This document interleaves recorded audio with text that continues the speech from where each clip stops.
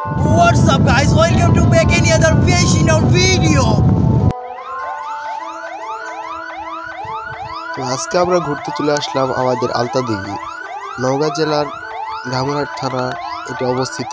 এই আলতা দিঘিতে আজকে ঈদের দিনে প্রচুর মানুষ ঘুরতে এসেছিল। তো আমরা আলতা দিঘি ঢুকতেই দেখি পিছনে দুইটি ফায়ার সার্ভিসের গাড়ি আগুন নেভানোর জন্য চলে গেছিল। বনের মধ্যে আগুন লেগে গিয়েছে, এই জন্য আমাদের রাস্তার মাঝখানে দাঁড় করে রেখে ফায়ার সার্ভিসের মানুষজন রাস্তা ক্লিয়ার করতেছে। আমাদের বনের মধ্যে ঢুকতে দেওয়ায় না দেওয়ায় আমরা রাস্তার মাঝখানে দাঁড়ায় আছি। আর আমার মন সবসময় চাইছিল যে আমি বনের মধ্যে একটু ঢুকি। তো ঢোকার আগেই একটু পরিবেশটা চারিদিক ক্যামেরা দিয়ে সংগ্রহ করে নিলাম। আমার সাথে রয়েছে আমরা 5 বন্ধু এবং আমাদের বন্ধু ড্রাইভার, এই যে 6 জন। তো আমরা 2 বন্ধু গাড়ি থেকে নেমে চলে আসলাম আলতা দিঘির বনের ভিতরে।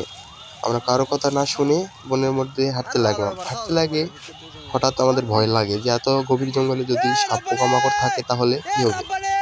এ কারণে আমি জোর করে চিৎকার করে দেখতে লাগলাম আমার বন্ধু রাব্বানিকে।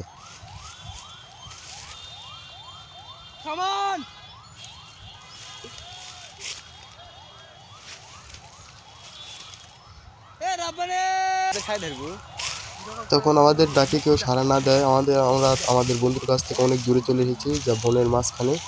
হাঁটতে হাঁটতে প্রায় বনের মধ্য পজিশনে চলে এসেছি। দেখতে পাচ্ছি জঙ্গলটা কতটা ভয়ঙ্কর এবং জঙ্গলে কতগুলো পাতা পড়ে সেখানে 1 হিঁটু পরিমাণ পাতা জমা হয়ে গিয়েছে।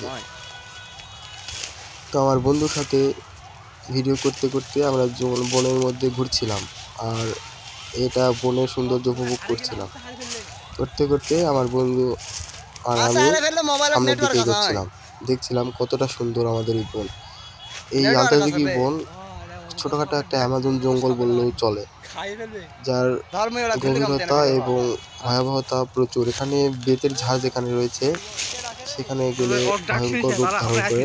এবং আমার বন্ধু আমাকে হঠাৎ করে বললো, চল আমি একটা লতার উপরে ঝুল্লু খাই, তুই ভিডিও কর।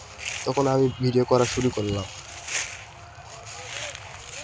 এবং সে বাদরের মতো লাফ মেরে সে লতার উপরে উঠতে লাগলো।